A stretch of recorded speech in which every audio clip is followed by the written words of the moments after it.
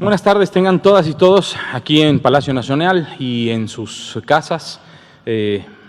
Gracias por acompañarnos. Son las 19 horas, es el día domingo 9 de agosto del 2020 y vamos a presentar la conferencia de prensa, los datos de todos los días sobre la epidemia de COVID-19. En esta ocasión estamos el doctor Emanuel Sarmiento, médico especialista, paidopsiquiatra y director general del Hospital Psiquiátrico Infantil Juan N. Navarro, y su servidor, que voy a presentar el componente técnico y del nacional y los estados que mantienen una tendencia en meseta o a la baja de al menos en las últimas 3 semanas. Ayer comentamos las que tenían 2 semanas de disminución, y el doctor Sarmiento nos platicará sobre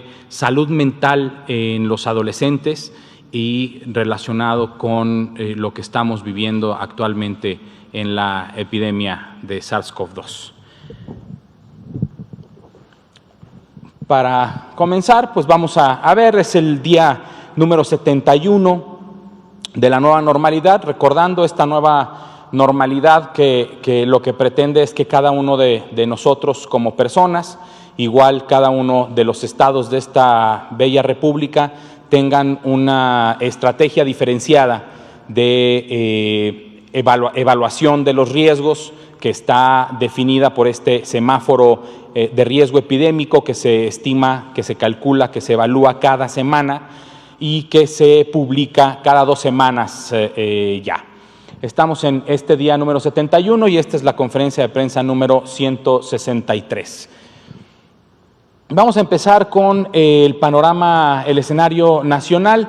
Como podemos observar, tenemos un total de 1.091.695 personas que han sido estudiadas como casos sospechosos a SARS-CoV-2, a la enfermedad COVID-19, de los cuales se han confirmado un total de 480.278 y hemos tenido un total de 52.298 lamentables defunciones por esta causa confirmada, con una prueba confirmada. Puede haber más en estudio, están aún en estudio algunas, por eso se estima esto, y también puede haber otras que no registra el Sistema Nacional de Vigilancia Epidemiológica por una defunción en casa, porque no se hayan dado cuenta que era SARS-CoV-2, porque no se les haya tomado una muestra correctamente, pero por eso también en una ocasión anterior, en una conferencia anterior, el doctor Ruy López Ridaura presentó los datos sobre exceso de mortalidad.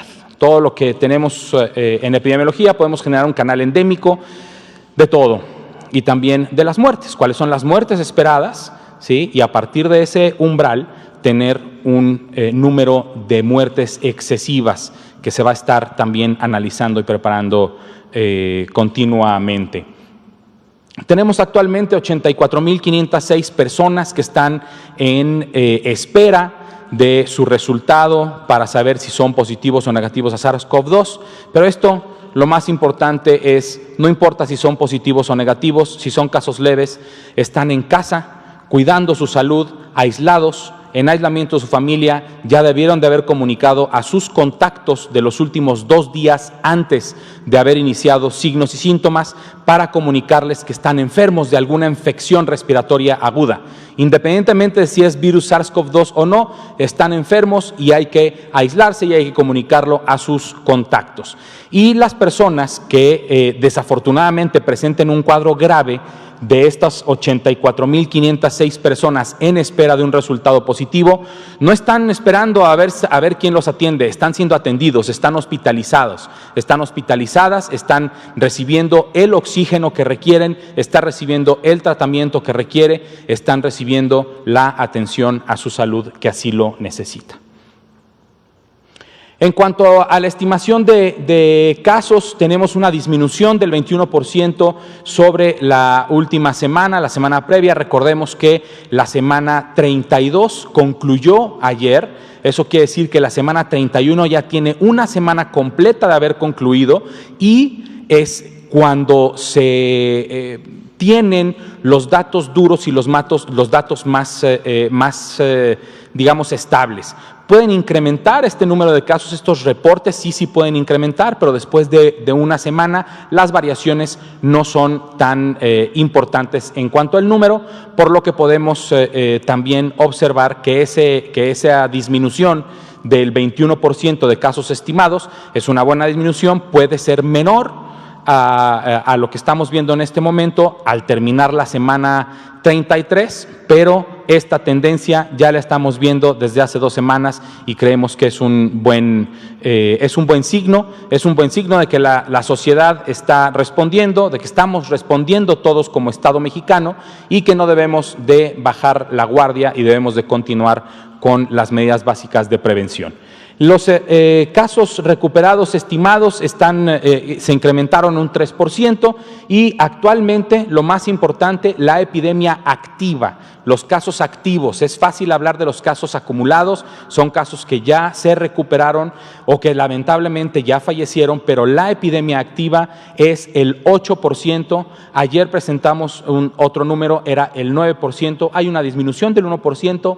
No lo tomaría como algo, como todo un éxito, pero sí creo que estamos ya en una disminución importante en la presentación y en la velocidad de la presentación de los casos. Tenemos actualmente activos una estimación de 43,547 personas que se están recuperando, ya sea en casa o que están recibiendo un tratamiento en los hospitales, en alguno de los hospitales del Sistema Nacional de Salud.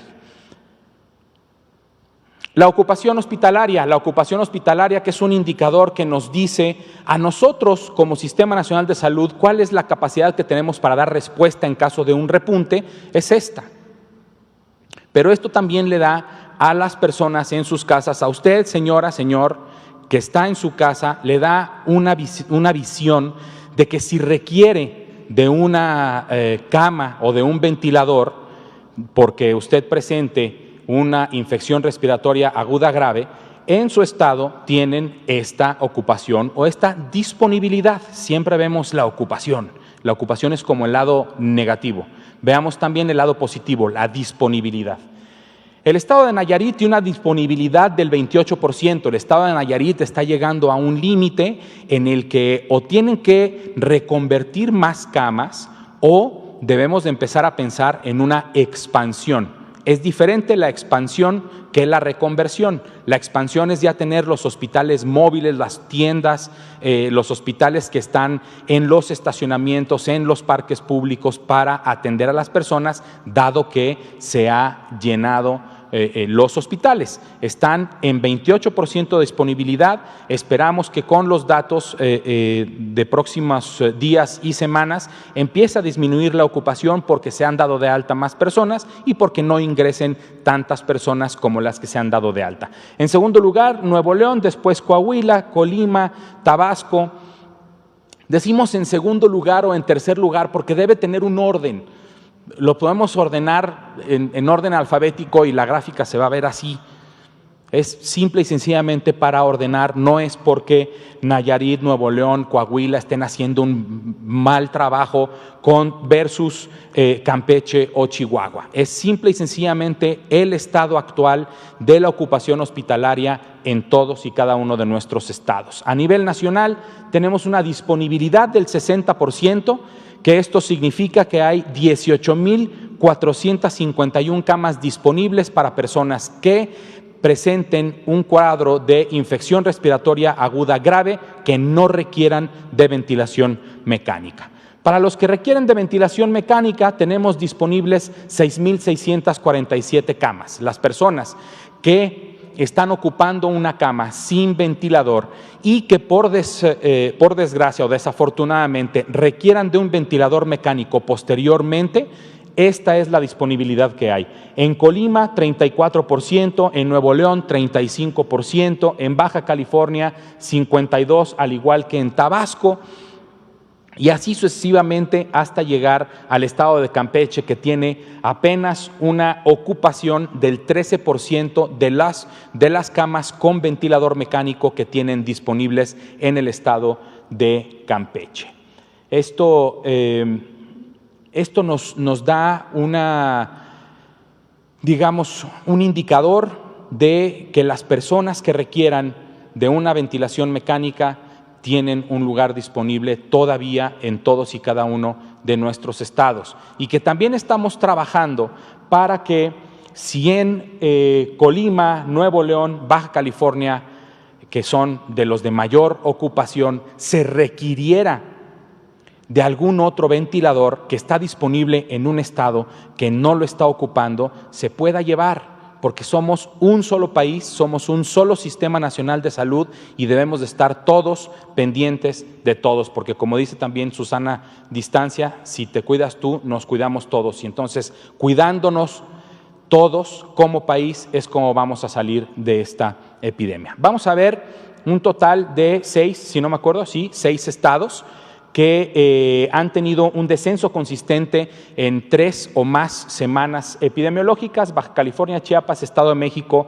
Oaxaca, Sinaloa y Sonora. Vamos a empezar con Baja California, que tiene ya una disminución de la semana previa a la actualmente más disponible del 21%. Se puede observar en la línea azul cómo desde la semana 25 se observa una disminución que además ha sido más importante en las últimas semanas, hasta tener una estimación de casos activos de tan solo el 5% del total de su epidemia, teniendo un total de casos estimados activos de 720. Vamos a ver por municipio de este mismo estado, viendo cómo la capital, Mexicali, había tenido el mayor de los incrementos más rápido en apenas unas 10 semanas hasta llegar a su pico máximo. Después un descenso importante que repuntó cuando probablemente se inició la nueva normalidad. Recordemos que el estado de Baja California pues es uno de los estados que tiene una comunicación muy importante con el vecino del norte, los Estados Unidos, y este intercambio cultural y económico que hay entre Baja California y California en ese momento hizo que se incrementara un poco la tasa de incidencia de casos, pero posteriormente, gracias a la intervención de toda la sociedad y de su gobierno estatal, se ha visto una disminución importante. Ensenada había, cuando todo empezaba a bajar en Baja California como estado, Ensenada empezó a incrementar su incidencia de casos y hubo una intervención directa y específica de parte de las autoridades locales. Así fue como lo comentaron con nosotros, que habían ido directamente a Ensenada a hacer una intervención específica, y pues se ve que después de la semana 26 entran en una meseta y ya tienen al menos 3 semanas de haber disminuido. También podemos observar Tijuana, que incrementó, fue una de las primeras ciudades en nuestro país en tener un pico epidémico importante, y después ahí se ha mantenido, y entre subidas y bajadas se ha mantenido también ahí Tijuana. Pues agradecemos a toda la sociedad por apoyar a esta disminución de casos en todo el país.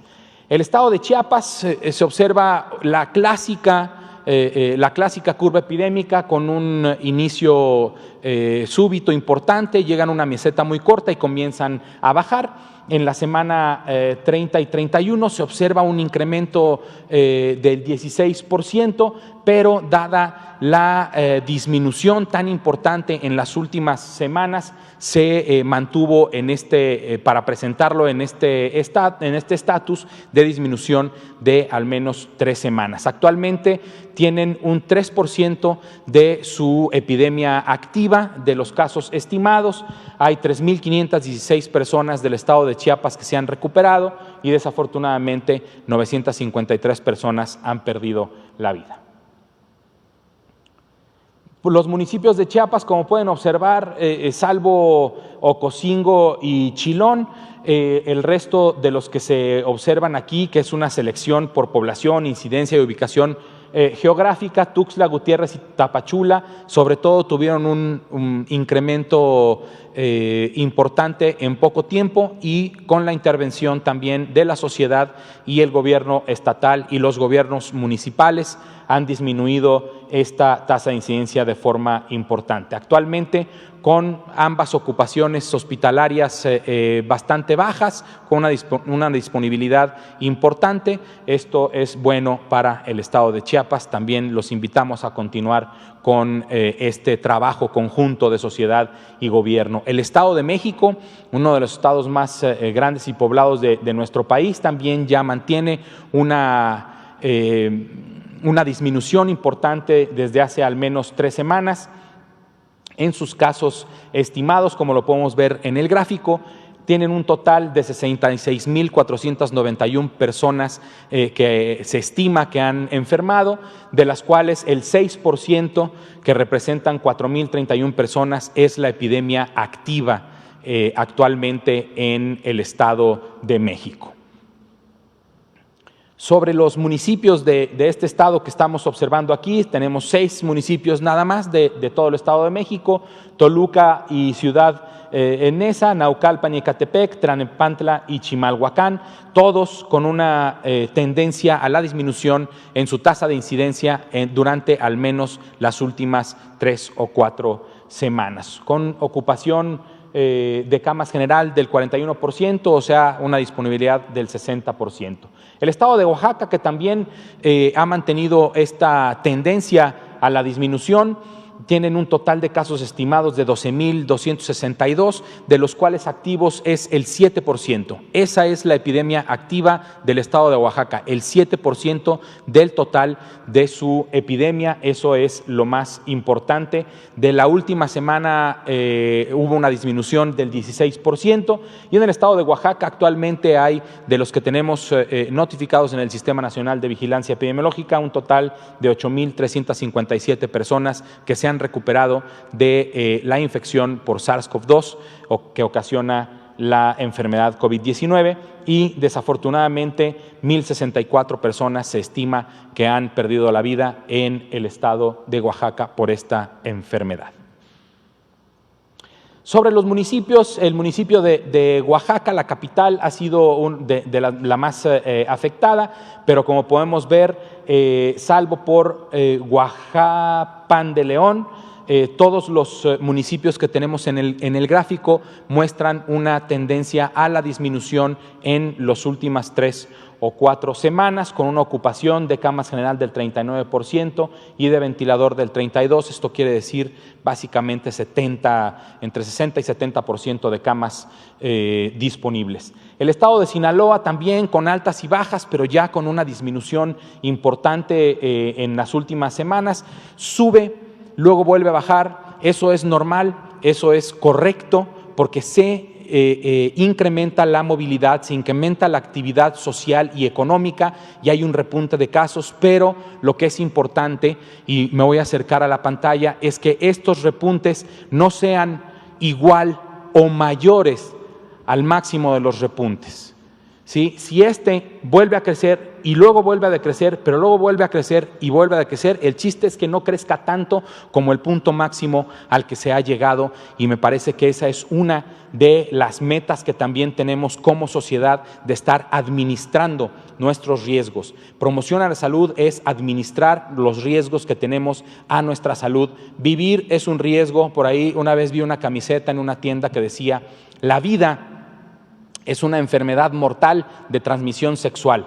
Así es la vida, todos vivimos en un riesgo. Este virus nos ha representado un riesgo mayor para nuestra salud y para el incremento de la mortalidad de nuestro país. Sí, debemos de aceptarlo y debemos de administrarlo. Debemos de evitar en lo posible las infecciones, debemos de disminuir la velocidad en la que crece la epidemia, y esto lo logramos todos juntos.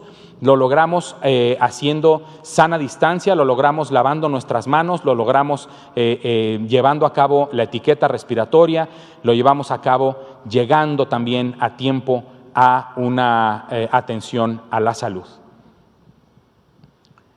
De los municipios de Sinaloa, Guasave ha sido el más afectado en cuanto a la tasa de incidencia. Recordemos que esto no necesariamente es el número de casos, sino que es el número de casos versus la población que vive en esa ciudad, pero pues podemos observar, en este caso, igual que en los otros, básicamente fácil ver cómo en las últimas al menos 3 o 4 semanas hay una disminución en la tendencia de los casos, excepto en el municipio de Navolato, si no me falla la vista, en el color amarillo, que en Navolato tiene un pequeño repunte. Esperemos que no siga creciendo, que se mantenga ahí y que empiece a bajar el municipio de Navolato, con una ocupación o disponibilidad de básicamente el 60% del estado de Sinaloa.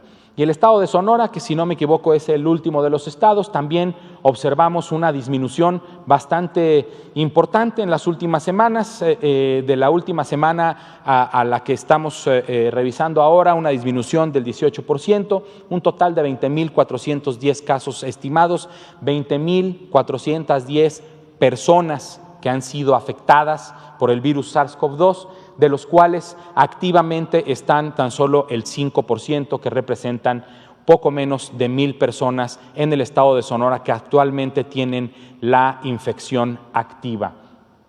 13.421 sonorenses se han recuperado de esta enfermedad y lamentablemente han perdido la vida 2.364 personas a las que se le han estimado estas lamentables defunciones. Por el municipio también, el municipio de Hermosillo, la capital, la más afectada, pero con una disminución de forma muy importante, gracias a la acción comunitaria y a la acción del gobierno local y el gobierno estatal y municipal, que han tenido otras actividades con su población para disminuir la movilidad y disminuir la velocidad con la que crece la epidemia, y logrando una disminución importante, no solo Hermosillo, sino también el resto de los municipios de este bello y enorme estado de Sinaloa. Finalmente, ¿qué debo hacer yo? ¿Qué debo hacer yo como persona? ¿Qué debe usted hacer en su casa con su familia? Atender a las indicaciones de nuestras autoridades estatales y municipales. Estamos trabajando los 3 órdenes de gobierno en conjunto. Ya lo he mencionado, a través de la Red Mexicana de Municipios Saludables estamos trabajando con los presidentes y las presidentas municipales de todo nuestro país. Hay que lavarnos las manos frecuentemente, está en nuestras manos disminuir la velocidad de contagios. Hay que toser y estornudar en nuestro ángulo interno del codo, como dice el doctor Gatell, ¡achú! Así, traigamos o no traigamos cubrebocas, pero importante, usa tu cubrebocas correctamente como lo trae Susana, tapando nariz y boca. Aunque la barrera o aunque el instrumento se llame cubreboca, a lo mejor se les hizo feo ponerle cubre nariz y boca, pero hay que cubrir la nariz y la boca. Hay que mantener la sana distancia. Y a los que no nos o les guste utilizar el cubreboca siempre porque es incómodo, hay que utilizarlo sobre todo en los lugares en donde no hay sana distancia. Ahí es vital usarlo. Si yo aquí lo usara, en este momento tendría una barrera extra a la barrera de la sana distancia que tengo con las personas que están en la primera fila, que están aquí moviendo la presentación, y con el doctor Sarmiento. Eso es muy importante, mantener sana distancia. Y por último, ¿qué debo hacer? Si tengo síntomas respiratorios y pertenezco a uno de los grupos de mayor riesgo para presentar un cuadro grave, voy a atención a mi salud, voy a recibir atención médica de inmediato para que me revisen, para que chequen que mis que mi metabolismo esté funcionando correctamente, si vivo con diabetes, que mis niveles de glucosa estén bien, si vivo con hipertensión, que mi presión arterial esté bien, porque así es como vamos a podernos recuperar o evitar un cuadro grave. Y hay que recordar los signos de alerta, estos son los más importantes. De esto hablamos cuando decimos la atención tardía. No se habla de una atención de la epidemia tardía, sino de que se atienden las personas de forma tardía porque ya llegan complicadas. Al primer signo, al primero de alarma, que sea falta de aire, dolor en el pecho, si tienen oxímetro de pulso, una saturación por debajo del 93%. Si no lo tienen, cansancio extremo, fiebre persistente, si dan 2 pasos y les falta el aire, ese es un signo de alarma. De inmediato hay que llamar al 911 o acudir a un hospital a recibir atención. Ya vimos que la ocupación hospitalaria en general hay suficiencia para atender a las personas que así lo requieren. Si tienen estos signos de alarma, por favor, vayan a un hospital. Muchísimas gracias por su atención y le cedo la palabra al doctor Emanuel Sarmiento. Gracias.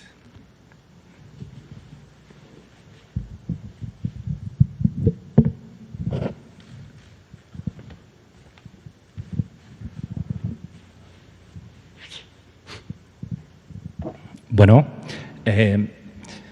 pues antes que nada es un gusto estar nuevamente aquí con todos ustedes. Muchísimas gracias al doctor Hugo López-Gatell, al doctor Ricardo Cortés y a todo el equipo que los conforma por realizarme esta invitación. Y bueno, el tema que vamos a platicar el día de hoy con todos ustedes es la salud mental en una población muy específica, en una población muy importante, que es la población adolescente. Y la salud mental, bueno, pues la vamos a enfocar hacia pues lo que está ocurriendo, lo que estamos viviendo, no solo en México, sino en todo el mundo. Y vamos a comenzar definiendo a la salud mental como un estado de equilibrio emocional, cognitivo y conductual que va a permitir a cualquier individuo desenvolverse de una manera responsable en su entorno familiar, social, laboral, y que además le va a permitir gozar de un bienestar y de una adecuada calidad de vida. Esto es la salud mental. ¿Y para qué nos serviría la salud mental? ¿Para qué serviría tener una adecuada salud mental? Bueno, serviría para muchas situaciones. Para enfrentar el estrés mismo que vivimos en el día a día, para tener un estado de salud física óptima, para tener relaciones interpersonales adecuadas y sanas, para poder ser una persona con adecuado desempeño laboral, académico, para tener una buena relación familiar, social, etcétera. Podría seguir yo mencionando cuáles son todas las ventajas de tener una adecuada salud mental. Sin embargo, la salud mental también se puede ver afectada. Hay varias situaciones en la vida que nos pueden afectar este equilibrio del cual estoy yo hablando y que pueden provocar, pues, distintas complicaciones. ¿Qué factores pueden afectar a la salud mental, el equilibrio de la salud mental? Bueno, podemos mencionar una lista interminable de factores. Seguramente si yo les digo algunos los reconocerán. Por ejemplo, de los más importantes es el antecedente familiar o familiares en primer grado con problemas de salud mental. Por supuesto, es un factor que, como en muchas enfermedades, cobra una gran importancia. También podemos hablar de otros factores que pudieran alterar nuestra salud mental, que sería como pues la vivencia de algún trauma fuerte en la vida, cualquier tipo de abuso psicológico, físico o sexual, algunos estilos de vida poco saludables, etcétera. Todos estos factores pudieran afectar este equilibrio. Sin embargo, para no hacer esta lista tan grande, lo mejor y lo más actual es dividir a estos factores en dos: factores genéticos y factores ambientales.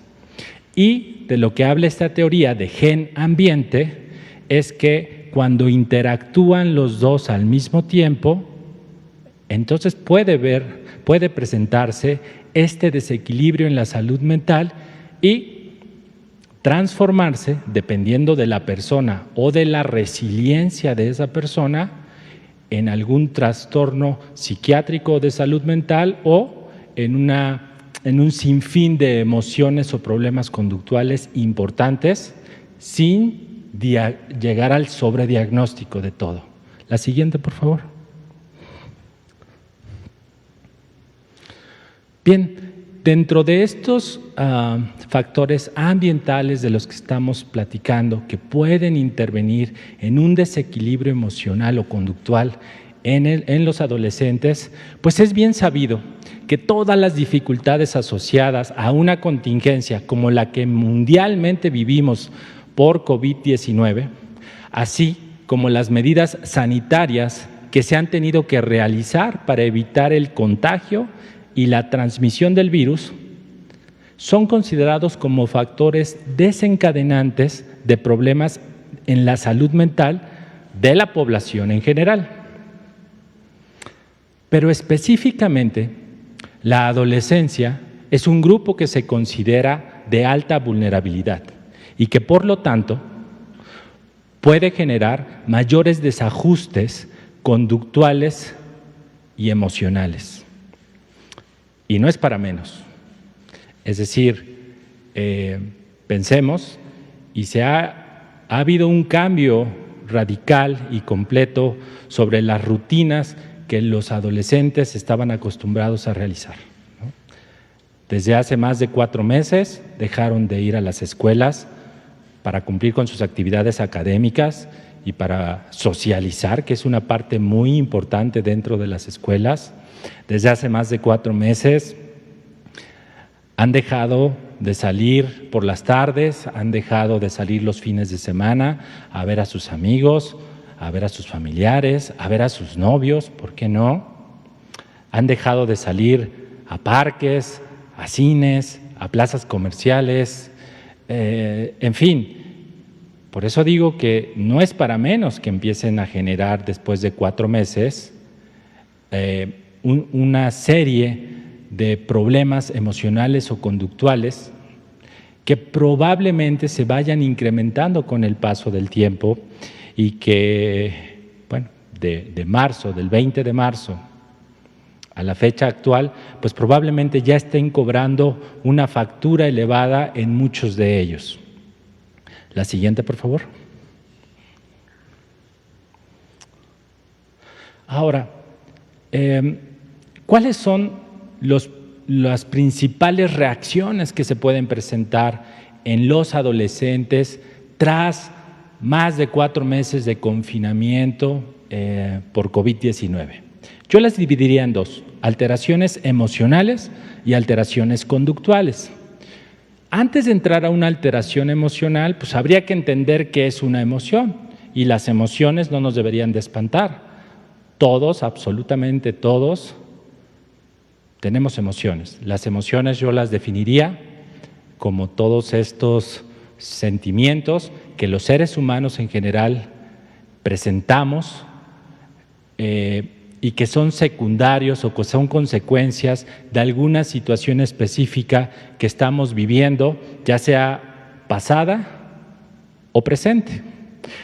Estas alteraciones emocionales, bueno, como les comentaba, debemos de considerarlas completa y absolutamente normales. Es decir, el hecho de que nuestros adolescentes estén cursando en este momento con emociones como el miedo, la irritabilidad o el enojo, la ansiedad o la tristeza, es completamente normal. Aún así, estas emociones debemos de observarlas, comprenderlas, ser empáticos con lo que están sintiendo. Muchas veces los adolescentes, por la misma etapa de desarrollo que están viviendo, es difícil que sean tan platicadores, es difícil que se acerquen a contarnos cómo se sienten. Entonces, mi principal recomendación es que no nos esperemos y que nosotros vayamos a preguntarles cómo se sienten. Hay 3 condiciones que yo les diría que pueden servir como puntos para reconocer que una emoción ya no es normal. No siempre vamos a contestar, pues es normal que te sientas así, es normal que te pase esto, a todos nos pasa. Pues no, porque hay una ligera línea invisible entre lo normal y lo anormal hablando de emociones. Entonces, cualquier emoción, cualquiera de estas emociones que yo mencioné, que sea muy intensa, que sea demasiado prolongada y que me empiece a generar una disfunción importante en mi vida personal y en mi vida familiar, ahorita que todos estamos encerrados, pues no es bueno tenerla. Ninguna es bueno y eso ya no podemos decir que es normal. Me interesa mucho que quede muy claro, entonces voy a poner un ejemplo que considero que nos puede ayudar a diferenciar lo que es normal de lo que ya no es normal. Y sería hablar de la tristeza. La tristeza, ¿cómo la definirían ustedes? Bueno, yo la definiría como una emoción que se presenta ante ciertas situaciones difíciles, que en términos generales, pues todos los seres humanos las presentamos ante una mala noticia, ante una pérdida, ante un duelo, cosas que están pasando en la actualidad. Eso es la tristeza, una emoción que va y viene. No es lo mismo hablar de depresión, aunque por ahí, pues coloquialmente sí se puede llegar a utilizar esto como un sinónimo.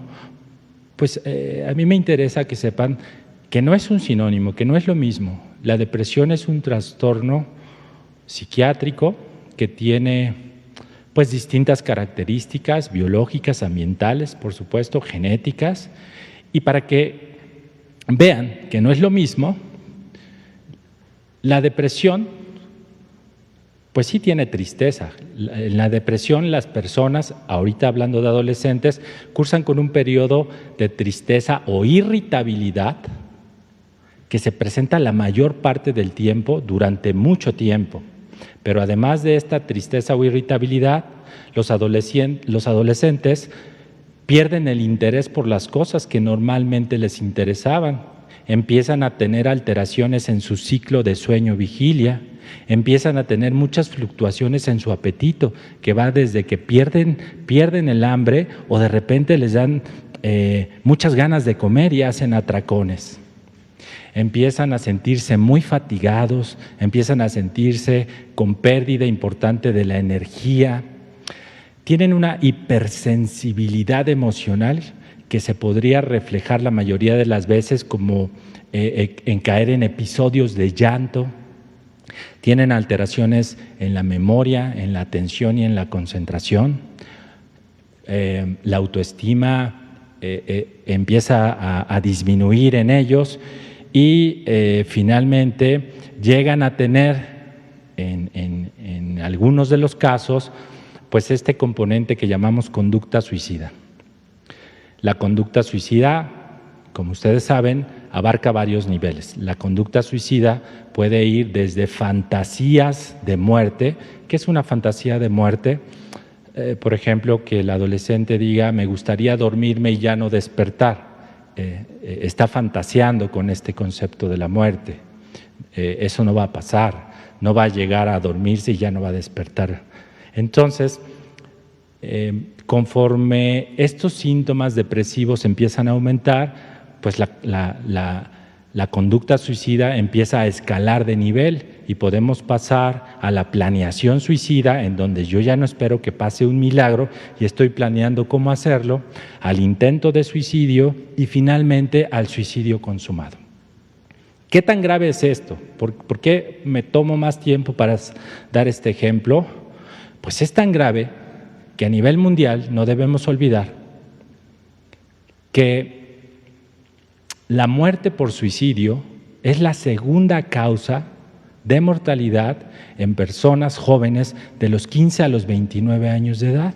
Por eso es tan importante saber diferenciar lo que son emociones normales de lo que ya no es normal. Lo mismo que con las emociones puede pasar con la conducta.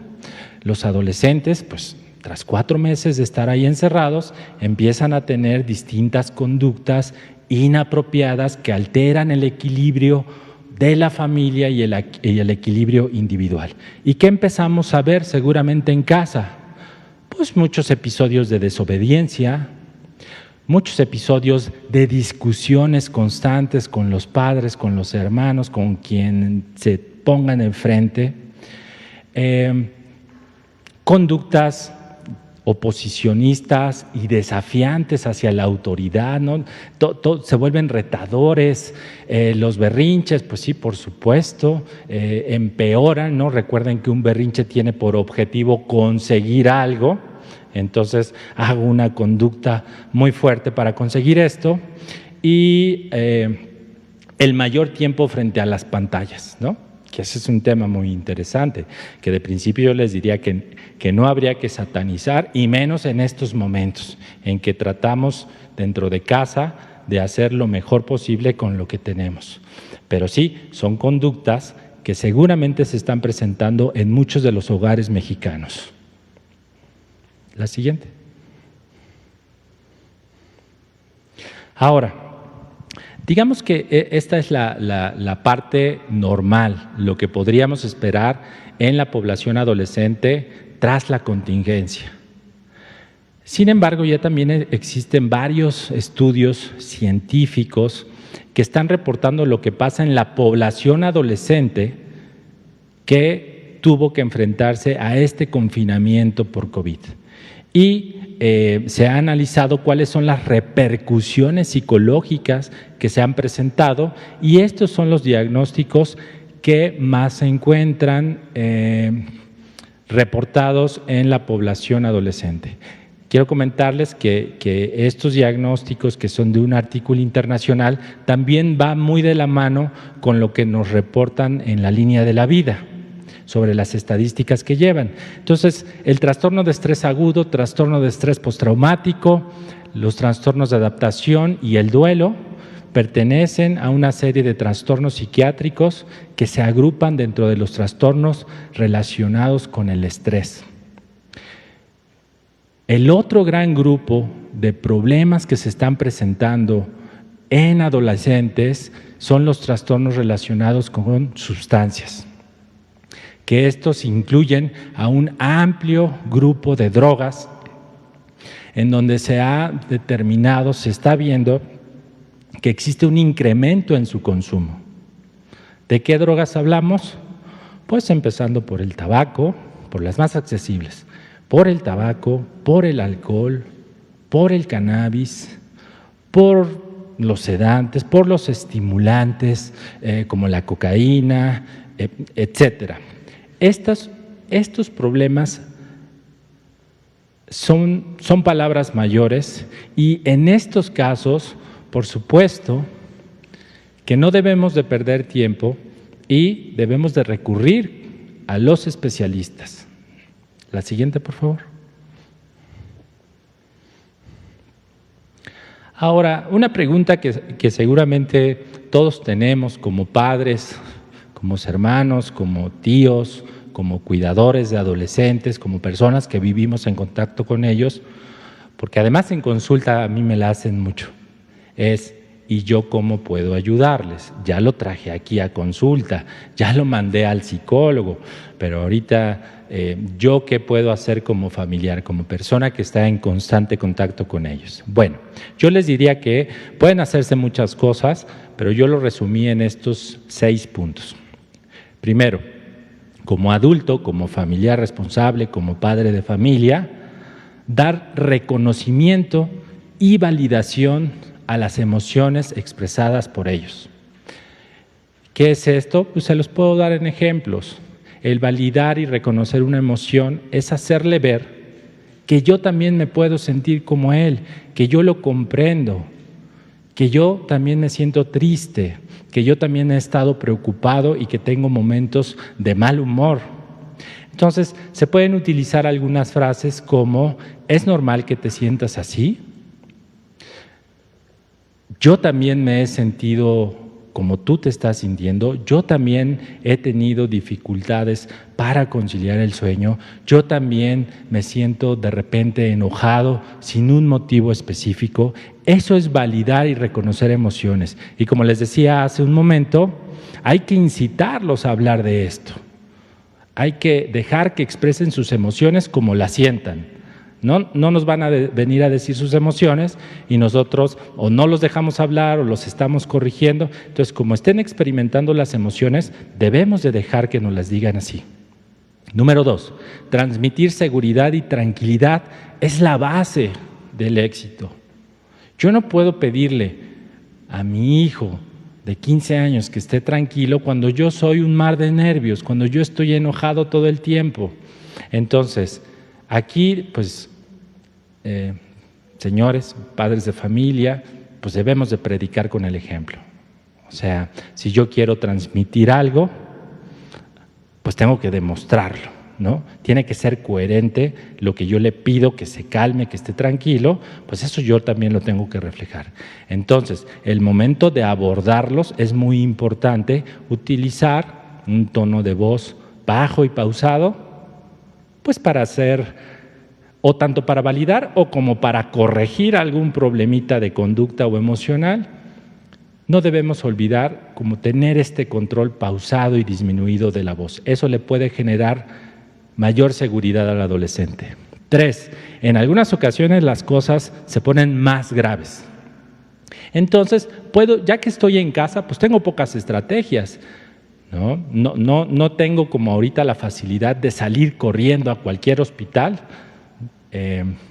Entonces, en casa, pues puedo utilizar algunas estrategias como el tiempo fuera. El tiempo fuera es muy sencillo, es que si yo noto algún estado emocional o conductual que está muy exaltado, lo mejor en ese momento no es estar confrontándolo ni tratándolo de arreglar.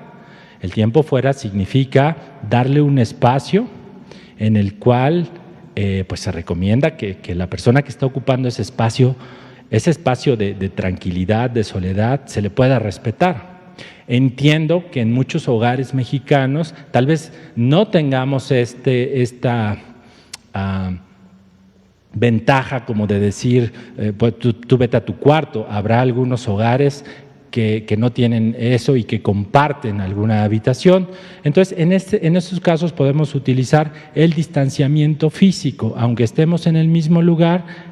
Le doy su espacio, ¿no? En el cual dejo que se tranquilice y normalmente después de un tiempo, y además eso nos pasa a todos, nuestro estado de ánimo empieza a bajar. Hay otras técnicas como la de extinción, que esto es igual cuando noto una conducta muy agresiva, cuando veo que está muy violento, muy retador. La conducta de la extinción, traducida en términos coloquiales, es ignorar esa conducta. No prestarle atención ni positiva ni negativa. ¿Qué es atención positiva y negativa? Es decir, no ir a regañar, ni tampoco ir a decir, me disculpas, te doy un abrazo. No en ese momento. Entonces dejamos que se extinga esa conducta y lo más frecuentemente que pase es que después de un tiempo, aunque al iniciar esta técnica la conducta tiende a empeorar un poquito, después de un tiempo, si somos firmes, la conducta tiende a disminuir y en ese momento sí puedo reforzar positivamente, pues con frases como: me da mucho gusto que ya te hayas podido tranquilizar, ahora sí podemos platicar. Y ahí estoy reforzando positivamente una conducta. Sé que esto es muy difícil, pero estamos en situaciones difíciles, estamos en tiempos difíciles. Entonces, debemos, en medida de lo posible, evitar utilizar el castigo como una medida de control. A lo mejor esto es lo que frecuentemente hacemos, pero ahora no es el momento, cuando se pueda. Entiendo que en ocasiones se tiene que hacer y hay que enseñarle al adolescente que en la casa hay límites y siempre hay que advertirle que va a haber consecuencias si él no cumple esas reglas. Pero una estrategia que les pudiera ayudar más ahora en casa es a lo mejor fomentar las ganancias, fomentar los reforzadores positivos, no los castigos. No es lo mismo decir, si tú haces esto, entonces yo te quito esto. Lo podemos decir de otra manera. Si tú no haces esto, entonces yo te puedo premiar con esto, yo te doy esto. Entonces, a eso me refiero. Hay que decirles, en este punto, y hay que ser empáticos con ellos, de que se pueden enojar, que están en todo su derecho y que pueden expresar cómo se sienten. Pero está prohibido gritar, insultar, golpear, romper objetos, lastimarse. Eso sí está prohibido. Entonces, se los debemos de dejar muy claros. Evitar el exceso de información en noticias o redes sociales. Sí, caray, esto nada más incrementa la ansiedad y el enojo, pero no solo de los adolescentes, sino creo que de todos los que tenemos un exceso de noticias y más porque muchas de ellas son falsas noticias. Entonces, sí controlar mucho esto. Y el último es, creo que el mejor tratamiento que nosotros le podemos dar ahorita a un adolescente es enseñarles cómo cuidarse, de no contagiarse, de no contagiar a alguien más y enseñarle todas las medidas de sana distancia para evitar estos riesgos. Eso es lo mejor que podemos hacer con ellos, ¿no? ¿Van a salir? Sí, claro, estamos en la nueva normalidad, pero hay que enseñarles cómo deben de salir, cómo deben de cuidarse. Eso es lo mejor que podemos hacer con ellos. La siguiente, por favor.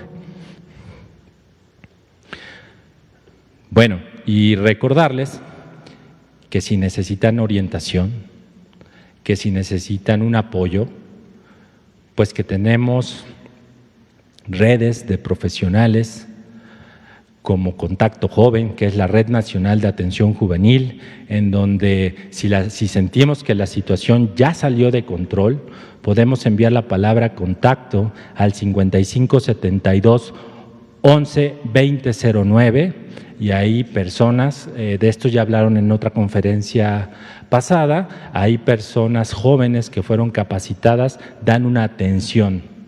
La siguiente, por favor. Y por supuesto, la línea de la vida, en donde podemos comunicarnos al 800-911-2000 y de la misma manera personas capacitadas, personas especialistas en el área podrán orientarnos hacia qué es lo que necesita.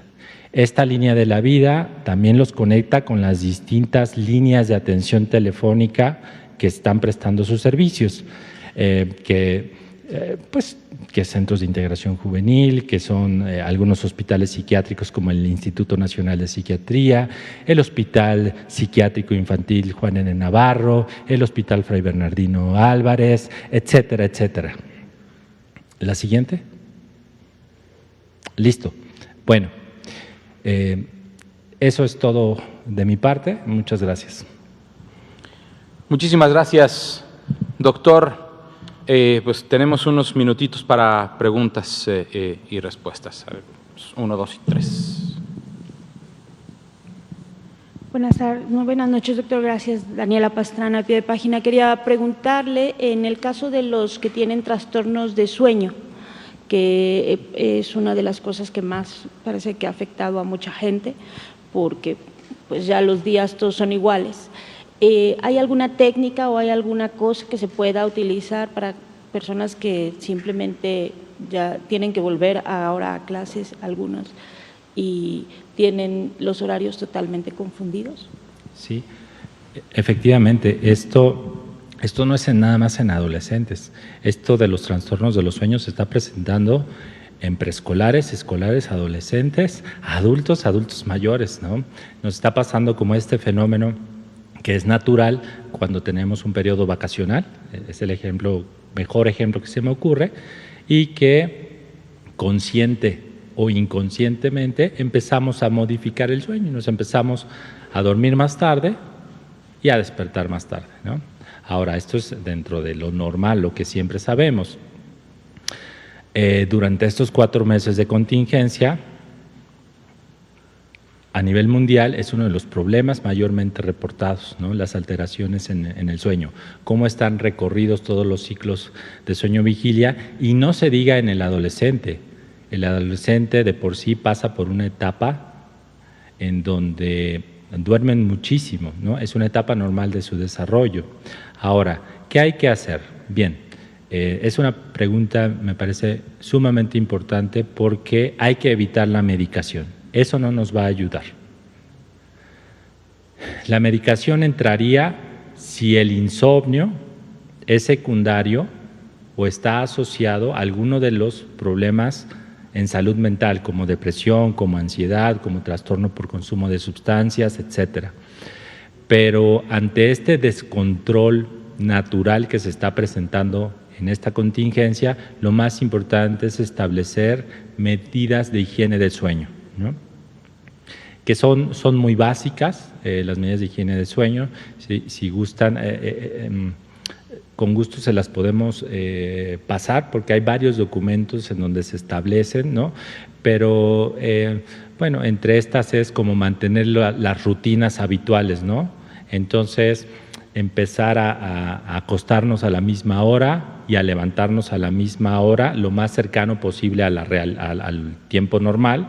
Esto nos va a costar trabajo, porque si hoy le dicen a alguien que todos los días se ha acostado en el último mes a las 3 de la mañana y hoy le digo que se duerma a las 10, pues no va a poder, pero es el inicio.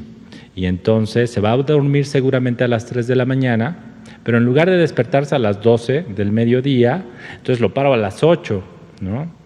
Y poco a poco la consistencia de esta medida pues va a ir otra vez regresando el ciclo a la normalidad. Hay algunas otras, como el cuidar la alimentación en la noche antes de dormir, ¿no? El evitar hacer ejercicio o alguna actividad que me excite durante ese tiempo, el ocupar la cama. Pues hay algunos adolescentes, pues que más que ahorita, ¿no? Desayunan, comen y cenan en la cama y juegan videojuegos en la cama, entonces enseñarles para qué es la cama, ¿no?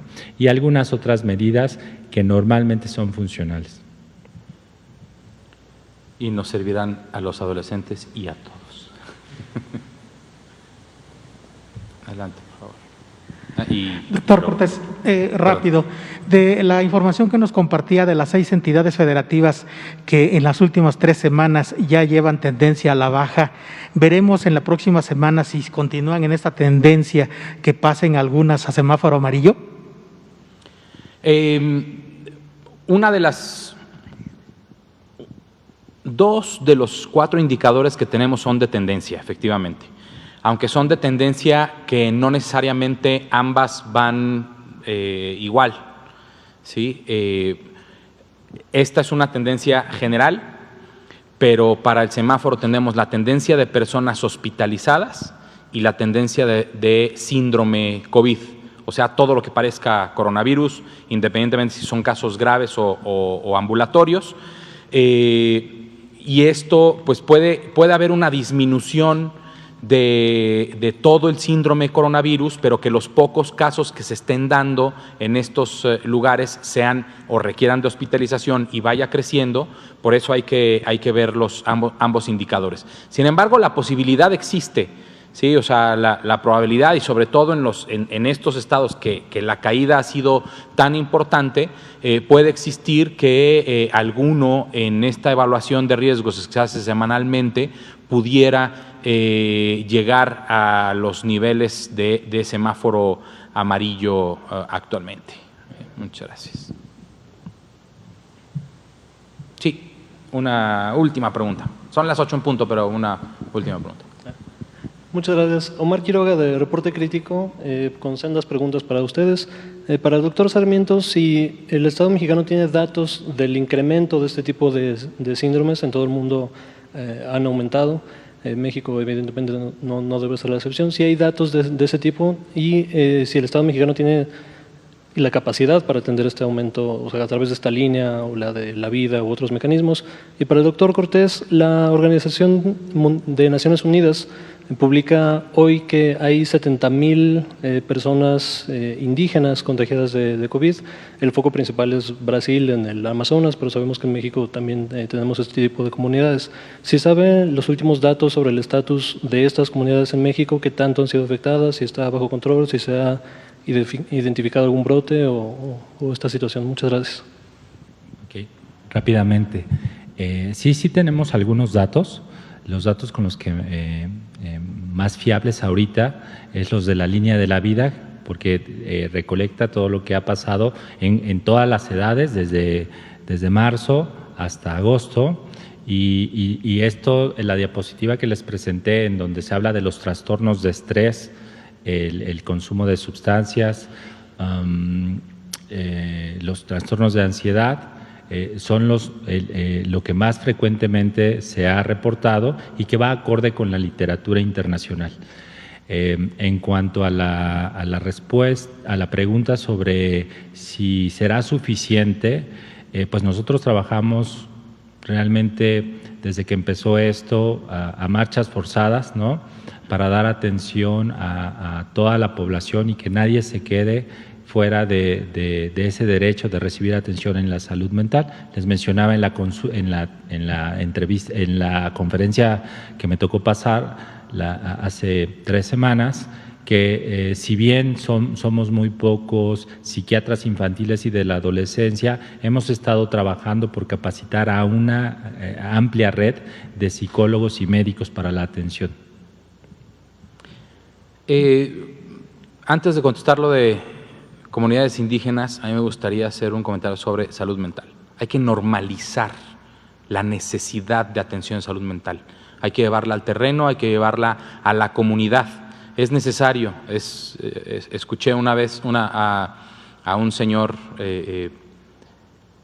escritor, actor, dramaturgo, se llama Odín Dupeirón, que en una entrevista decía que la canasta básica debería de ser huevos, leche y psicología. Entonces, la salud mental la debemos de normalizar, todos debemos de tener una atención a nuestra salud mental. De acuerdo a datos de la Organización Mundial de la Salud, la depresión, si no me equivoco, será la causa número 1 de incapacidad a nivel mundial. A partir de este año estaba proyectado que a partir de este año, ahora con COVID, no solo estamos seguros de que se cumplirá esa predicción, sino que además será de suma importancia. Sobre comunidades indígenas, hay datos muy específicos que tenemos en la página de coronavirus y en la página del Instituto Nacional de los Pueblos Indígenas, pero me gustaría, para no dar datos erróneos, que le proponga tu servidor, a partir de esta pregunta, al doctor López-Gatell, que uno de los componentes temáticos de esta próxima semana, o de esta que corre, o de la siguiente, podamos presentar el panorama o el perfil epidemiológico de coronavirus en comunidades rurales e indígenas. ¿Sí? Muchísimas gracias. Son 8:04. Gracias a todos. Hasta mañana.